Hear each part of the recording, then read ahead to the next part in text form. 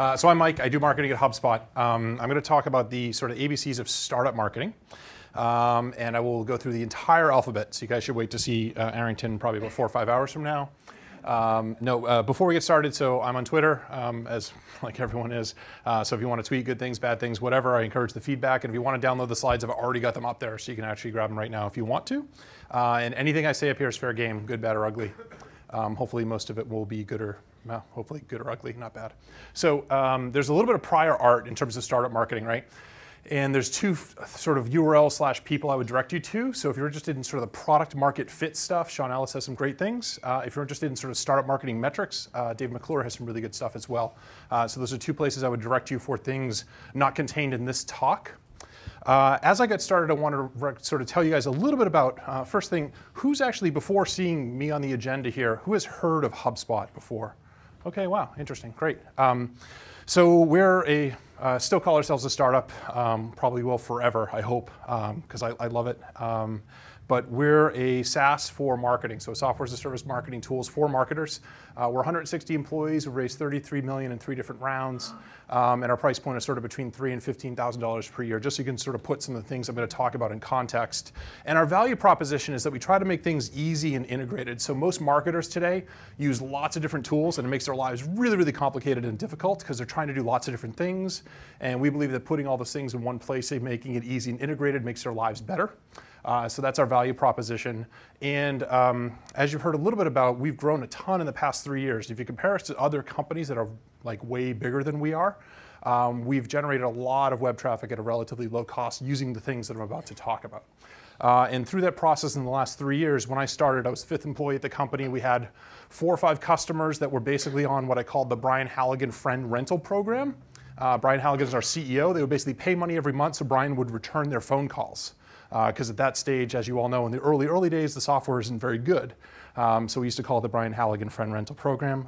Now it actually is a product that people pay money for, which is great, so Brian doesn't have to return all the phone calls. And we're up to 3,000 customers. So as far as the ABCs go, the first one is avoid addiction to Google. And we're going to talk about being addicted to Google and why that's bad. Google, and especially Google AdWords and other forms of advertising, are like crack for marketers. It makes you feel good, it's expensive, and then this feeling goes away, and you need to buy more of it to feel good again. It's a very, very addictive process. And this addiction leads to a disease, and this disease is called LMS. And LMS stands for Lazy Marketer Syndrome. And we've all suffered from this, right? We've all suffered from this. As we've grown our companies and things like that, it's really hard to avoid this because it's really easy to sit there and just say, hey, CFO, can you raise the limit of my credit card because I just need some more stuff from Google and I got to go play golf or take a nap or whatever the case may be. But what I would sort of say to you is that what you want to think about doing is not renting your marketing capability from other people that have already built up an audience. I'm not saying AdWords or other forms of advertising are inherently bad. They're actually good. They're great for experimenting. They're great for trying new things. They're great for augmenting other things that you're doing. And absolutely, and we do them. They're important. However, you don't want to think about only renting for the rest of your life, right? You want to think about building assets. So what you want to think about doing is think about building, companies that are manufacturing companies. They have a factory and they have equipment in that factory, and that's one of the core assets of your company. As a marketer today, or as somebody who's an entrepreneur starting a company, you want to think about marketing a little bit more like this than about renting those capabilities. Think about what are the things that you can build that are assets that are going to pay off over time and help you attract more visitors and leads and customers to your business over time. That could be a remarkable product. It could be a great blog that people read. It can be search rankings. It can be inbound links. It could be all these different things. But think about building a marketing asset. I've got some examples of assets, things that we would call inbound marketing that help attract people into you. And then there's things that are not really assets. You're more renting that capability. That stuff is scary. You can use it, but I wouldn't rely on it as sort of a core part of your marketing over time. Think about building assets and building inbound marketing. All right, the second tip is blog beforehand. So you're all here in Silicon Valley, you're entrepreneurs, you all know what blogging is, you probably all blog in multiple different blogs, you probably all have or will have blogs for your startups. That's great, but what I'm saying is that you actually want to blog before you launch a product. And I've got a couple things, other things that sort of show that you might actually be doing it wrong. So you may or may not know who this is, but if you're not doing it like this guy, you're doing it wrong. This is Rupert Murdoch. Yeah, you don't probably, I don't know, it depends what I'm talking about, right? Like certain things you probably don't want to do the way he does. But It's Rupert Murdoch, and he's a media mogul, right? You want to think about blogging and building your web presence like you're a media company. So you want to think about what is your target audience, what are they interested in, and how do you build up that target audience? Think about building the magazine, of your industry. Don't blog about your products. Don't blog about your companies. Your mom is going to love to read about what's going on in the company and what's happening with their product when you have like 5 or 10 customers. But the people that you're trying to attract don't think of it that way. They think about, wow, how useful or interesting is this information to me? So Rupert knows what you need to do is produce information that's interesting to the people reading it. That's what you want to do in terms of your blog.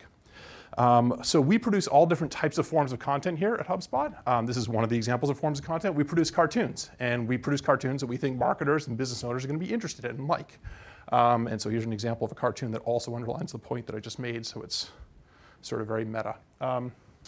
The second thing that you want to do is most people have kind of prototypical users, but you can take this to the extreme, and this is covered a little bit in the last talk. Here's a company, this is a software company in Massachusetts called Cadient. The 2 figures in the middle are actually not people, those are their personas. So they sell to salespeople, say software to salespeople. One's a sales manager, one's a sales star. And they've gone so far as to give them names. They have heights, they have weights, they have outfits that they wear, and they have cardboard cutouts around their office of those personas. That's how you should think about blogging and the content that you create. Secondly, it's not just about blogging, it's about every form of content that could be interesting to your target audience. So we blog, we do a podcast, we actually stream that live every Friday. We do obviously tons of videos on YouTube. We do photos on Flickr. You'd think a software company is boring, but we have some cool stuff that we share on photos. We do presentations on SlideShare. We do all sorts of things. We even had the co-founders actually write a book, so we get dead trees that we're distributing, with sort of our message in there. And the point is that if anyone in your target audience that you're trying to reach with your company is interested in any of these different forms of content, you want to be there. Our blog is actually, we did a survey of our salespeople, and we asked them, what resources do the prospects mention when they're on the phone with you? The #1 resource was our blog. And it's, again, because the blog actually isn't about our product or our service. The blog is about things that are interesting to that audience. So they call up our salespeople and mention, oh yeah, I read this blog article that said about, here are some tips about how to use LinkedIn for marketing. What does your product have to do with that? And that's a great sort of stepping off point for our sales team to engage with them. Our blog is also one of the top 3 sources of leads and sales for our company. So it's been sort of fundamental and really, really important for the success. And again, we started blogging before we even had a product, because you don't need a product to start your blog, right? You need to know who you're selling to, who you're trying to attract, and what's interesting to them, and that's it. You just start sort of a mini media company. You actually don't need a product. You don't need anything to sell. All right, C is for create convenience. The way to think about this is, and people talk about this stuff in different ways, we like to make everything as convenient as possible. So we like to be easy to find, easy to do business with, all these different things. And this is really from our perspective, from marketing's perspective, it's for potential customers. We're living more and more in a self-service society. People expect to be able to help themselves. They actually, in many cases, don't like to talk to other humans because it slows them down. You see this over and over with airport kiosks and ATMs and things like that. But this applies to lots of other things. So one example of something that we did that worked really well was this tool called Website Grader. It grades your website. Look at that, such a clever marketing name. You type in a URL and click go, and a couple minutes later you get a report back with a whole bunch of useful information about what's good, right, wrong, and ugly about your website. Because this was so easy to do and so easy for people to use and so easy for them to share, over 2.4 million people have used this tool to evaluate their website, which is pretty cool as a B2B company, right? As a B2B company, your numbers are never going to be as big as sort of any sort of a consumer online service. But for a B2B company, that's a pretty impressive number. So you want to think about, again, making things as easy as possible. What's interesting about making things easy is not only do you get a lot more usage, but you'll also get things like opt-in emails, you get inbound links, and you end up getting a bunch of PR. So one of the sort of early actually PR successes for HubSpot was, I think we were about 10 people, we were sort of 6 months in. We were featured in TechCrunch, not because of HubSpot as much as because of Website Grader actually. And that was sort of, you get the big spike, the servers crashed, so you get sort of your TechCrunch crash test badge of honor, which everyone is always looking for, and then you sort of move on from there. And what we did from there is we created a whole bunch more free tools. So we've got like a dozen of these things now that are just, again, trying to be as convenient as possible, make it easy as possible for people to sort of come to you, do something with you, and sort of start that on-ramp, make that on-ramp as smooth as possible. And as far as ease of use goes, a lot of people think about, well, figure out who your target persona is and design for them. I actually would say you want to go younger and smaller and less sophisticated than your target user. We found that we design things that are aimed at our target user. That's good, but they actually spread broader and further if they're even easier to use. So we actually think about people that are much less sophisticated than our target audience. All right, D is for drive with data. We heard earlier from a couple different folks about sort of the need for metrics. I'm going to talk about this a little bit because feelings really lead to failure. Data is your friend. You can trust data. A whole bunch of us at HubSpot went to MIT, and we tend to think of ourselves as data geeks. This is actually a screenshot of the presentation that me and my team produce about marketing every single month. There's over 100 slides, each with independent graphs and charts and data just about marketing at HubSpot. So each year we produce about 2,000 pages between monthly reports and sort of ad hoc reports about what's going on in the business.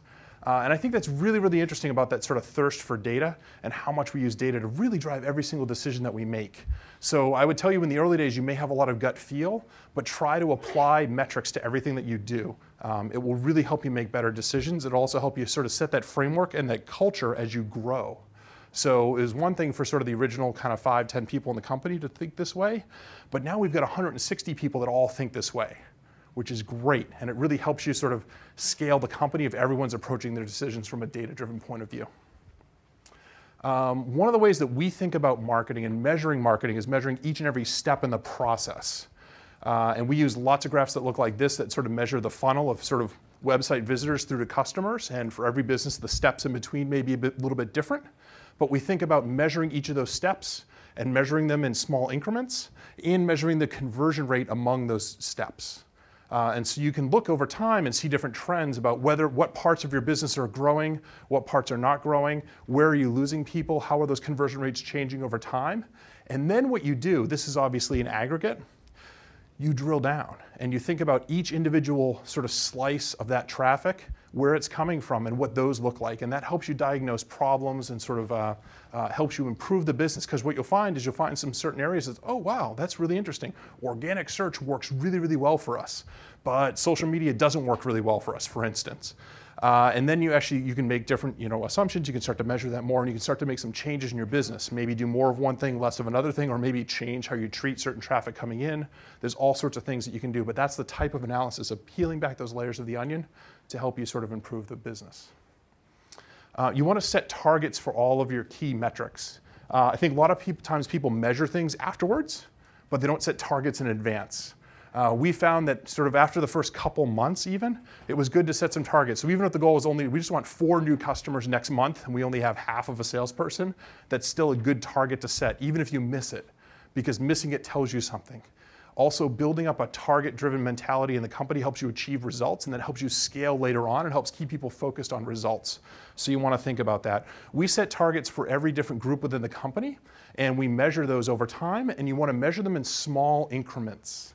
So one thing that we do is we actually measure in terms of like leads. So the sales team has goals. We measure our business monthly, and I'm going to talk about more why that is in a minute. But we also have goals for the marketing team in terms of the number of leads that they needed to deliver of a certain quality to the sales team. We measure that daily. I get a report that looks like that every single night, and I know if I'm ahead or behind. And what's great about that is the best way to hit a monthly goal is to hit your daily goal. If you hit every single one of your daily goals, you're going to hit the monthly goal. And rather than wake up 4 weeks from now and be like, oh crap, we missed the goal, I know ahead of time whether we need to like really sort of pull out the stops and sort of do something crazy in order to try to hit the goal. So don't only have quarterly goals, don't only have sort of monthly goals, I would break those down and almost make them daily or whatever sort of that really small increment is that's going to work for you and your business. This has been something that's been really, really helpful to us. So these go out in terms of all sorts of different aspects of the company. That we have them for bugs, we have them for number of sales, we have them for number of customers and sort of how customers are being onboarded and the success rates of customers. We have them for leads. We have them really for every different aspect of the company, and they get sent to like everyone every single night. It's fantastic. You sort of at 11 o'clock get back from maybe being out in the evening and go through all your charts and graphs and see how the business is doing. It's a lot of fun. Okay, I'm going to talk for a minute about, well, fun for me anyways. Hopefully fun for some of you guys. That's why we're all here, right? So the other thing is, I mentioned a couple times, we measure our business monthly, not quarterly. I think that's huge. So This is a picture of a fruit fly. I'm not a biologist. I'm more of like an analytical sort of numbers person, but I think it's a fruit fly. I'm pretty sure. I tried to get this one right. And the reason that scientists or biologists study fruit flies is they live and die very fast. So there's a fast sort of number of evolutions that happen within like a couple days. So you can study genetics and sort of how things evolve very quickly in a short period of time. If you measure your business monthly, you have 12 opportunities to improve your business. If you measure it quarterly, you have 4. So if you measure your business monthly, you're evolving 3 times faster. When you think about a startup and the amount of testing and evolution that you need to do, evolving 3 times faster is actually a huge advantage. So quarterly versus monthly, it may not be possible for every business depending on what your sales cycle is and sort of different things and what your market is and all sorts of things. But what I would tell you is evolve or measure your business in as short a time period as possible that makes sense for your company, because it's going to help you evolve faster. And I actually think that this is fundamentally one of the things that's really helped us sort of grow very quickly and evolve quickly. Because again, I've been there for over 3 years, so we've had 36 evolution opportunities. Not just far fewer than that if we were measuring in 6 months or 4-month increments or 3-month increments. Okay, E, this is the last letter. We're actually not going to go to Z. I know you're all disappointed. E is for employ the exceptional. And I actually chose that word very carefully because it means a couple different things, right? It means outstanding, but it also means unusual. I think you need to find some weird people to work at startups. I think that's actually important. Because I think if you pick 2 normal people, you kind of say, well, why are they at this startup? Like, startups are for weird people. You sort of need people that are willing to take a bunch of big risks and also sort of have a different angle on life, because that's what's going to help you do something different and sort of innovate. And I'm going to tell you about how we think about that, at least in terms of marketing hires at HubSpot. So the first thing is we don't really hire for lots of job experience. This is actually a picture of a baby elephant that I took in Kenya, which is why it's sort of very little experience. Oh, right, okay, good, thank you, good one. So 80% of my team, the marketing team, had under a year of experience in marketing. So a couple people had a lot of experience and most people didn't have very much. And I'm gonna go through some of the factors now that we hire for. The first one is GSD. People know what GSD stands for? Get shit done. Right, okay? So we don't have time for people to pontificate and talk about what they think or why they think it or whatever. It's just like roll up your sleeves and do it. And if it works, great. If it doesn't work, then we learn something, right? So you gotta keep that going. I'm not only from Boston, I'm originally from there, so I put sharp up here, but we would say wicked smart. So you just wanna hire, like, if they're not smarter than you, then you probably don't wanna hire them. You really just need really, really sharp people because you want to be able to have big brains solving big problems. Specifically in terms of marketing, the algorithm, the abbreviation we use is DARC, D-A-R-C, and I'm going to go through those criteria. This is how we think about hiring marketing people at HubSpot. The first one is digital. This is Rebecca. She's there starring in a music video about marketing.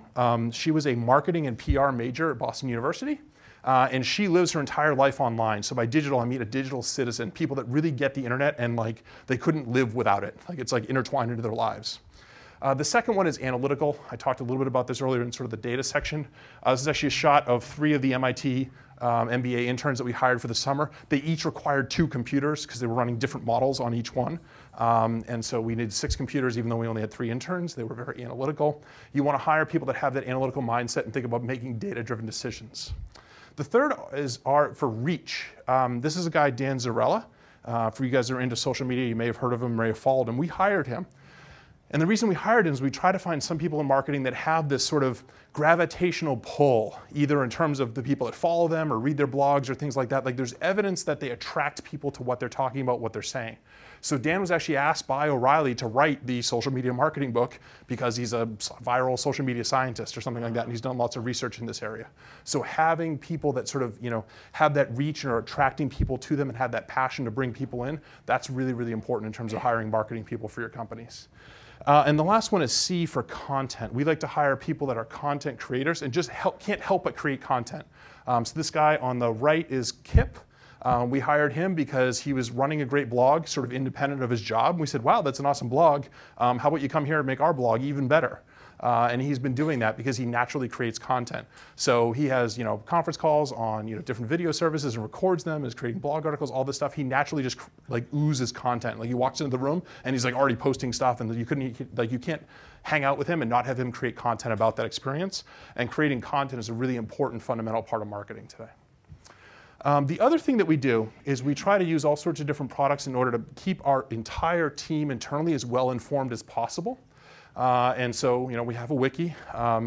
And every single employee, including every single salesperson, uses the wiki.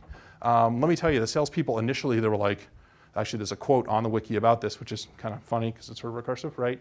But the quote was, so do you use the wiki? It was a salesperson talking to another salesperson. Do you use the wiki? No, there's no money on the wiki, right? And technically that's true, but there's stuff on the wiki that leads to money. And as soon as you convince them of that, they say, oh, maybe I should use the wiki. Now guess what? Every single one of our salespeople uses the wiki. We have 160 employees. You notice there's 198 authors of the wiki because we've had some outside contractors and things like that. We have over 3,000 pages on our wiki. I feel like that's a lot. I feel like keeping up with the wiki is kind of a big deal. But the whole point here is that the reason that we use this wiki internally, our co-founders post notes from board meetings there. We'll post notes of all sorts of stuff. Almost everything except like salary and sort of hiring and firing information gets posted there. So really it's very, very transparent. And that transparency keeps your employees very well informed. Because the right way to think about marketing isn't that it's individual, oh, there's 5 people in marketing, they do marketing. It's actually the job of everyone in the entire company to market the company at all times.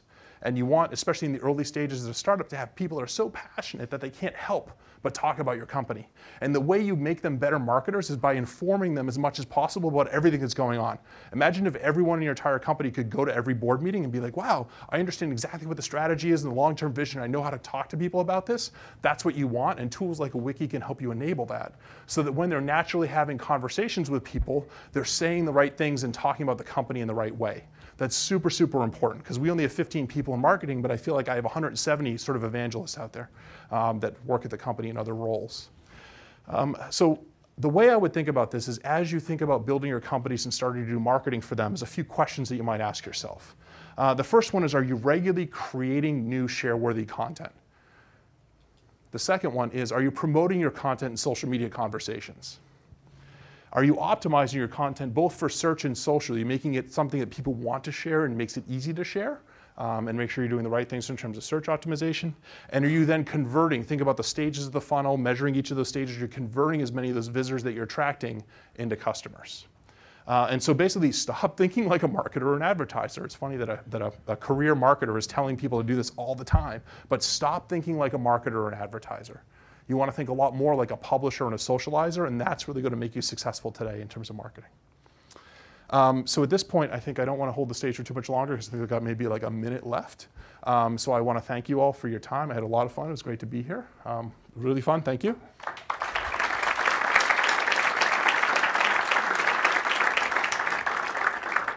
And again, the slides are up there, and I have a couple next steps here if you guys are interested in more of this stuff, and I'll be at the back if you want to ask questions later. Thanks.